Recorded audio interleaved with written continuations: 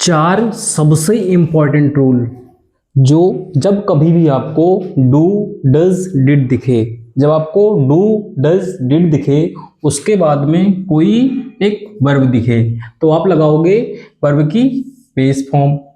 पहला कॉन्सेप्ट। दूसरा कॉन्सेप्ट, जब आपको हैज हैव हैड दिखे, जब आपको हैज हैव हैड दिखे उसके बाद में कोई वर्ब दिखे आपको, उसके बाद में कोई भी वर्ब दिखे, कोई भी वर्ब, ध्यान रखना कोई भी वर्ब हमेशा आएगी वर्ब की थर्ड फॉर्म।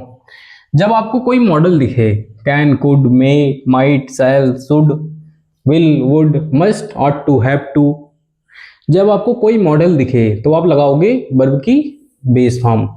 मॉडल के बाद में कोई भी वर्ब आए लगेगा बेस फॉर्म। उसके बाद जब आपको बी वर्ब दिखे, बी मतलब इज, एम, आर, वाज, वर,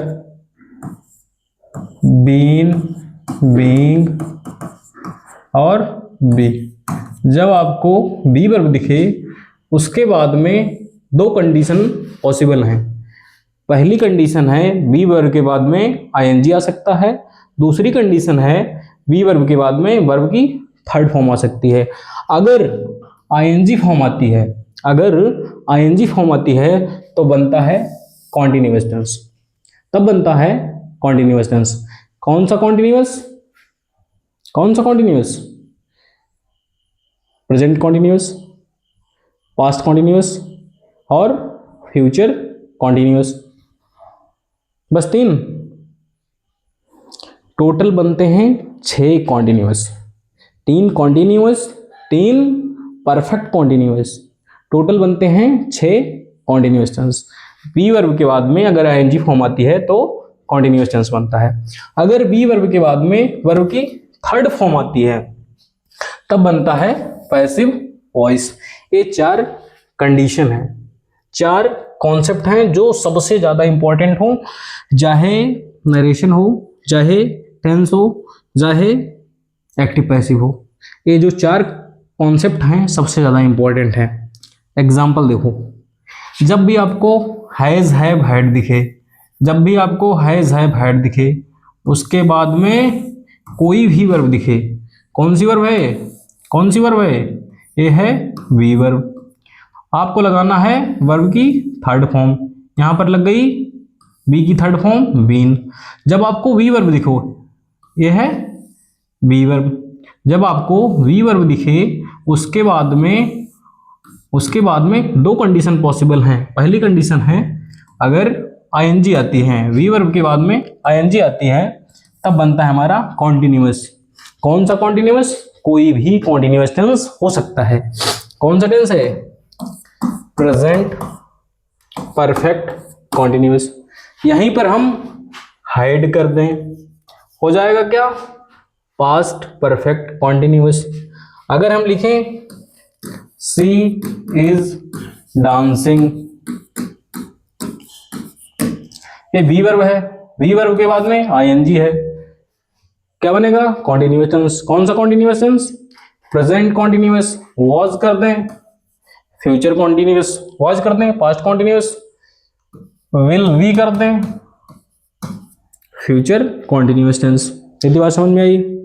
जब आपको मॉडल दिखे, जब आपको मॉडल दिखे उसके बाद कोई भी वर्ब दिखे, कोई भी वर्ब दिखे, आएगी वर्ब की बेस फॉर्म, आएगी वर्ब की बेस फॉर्म।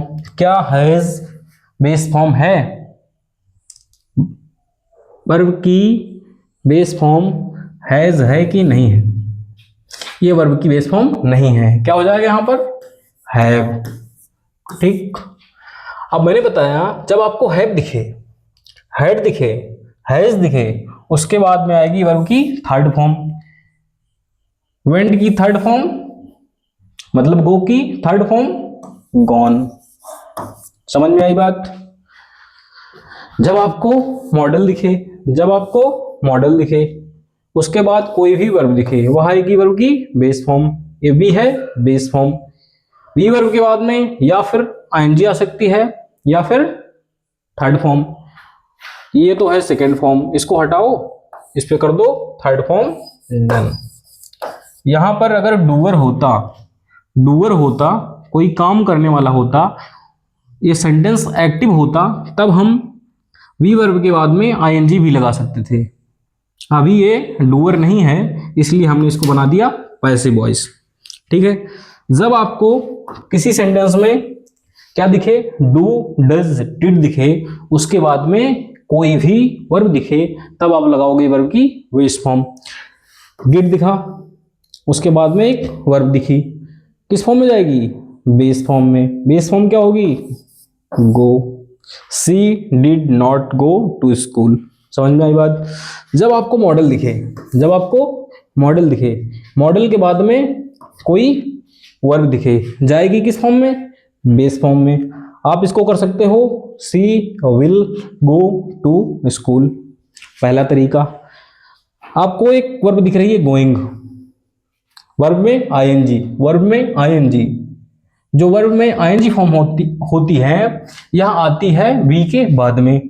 आप इसको ऐसे भी सही कर सकते हो, she will be going to school. दो तरीके से आपने सही किया इसको।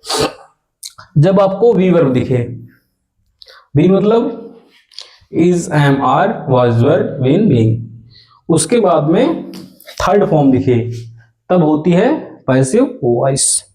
समझ में आई बात। ये बहुत ही इंपॉर्टेंट कॉन्सेप्ट है, जो कि सबको समझना बहुत ही जरूरी है।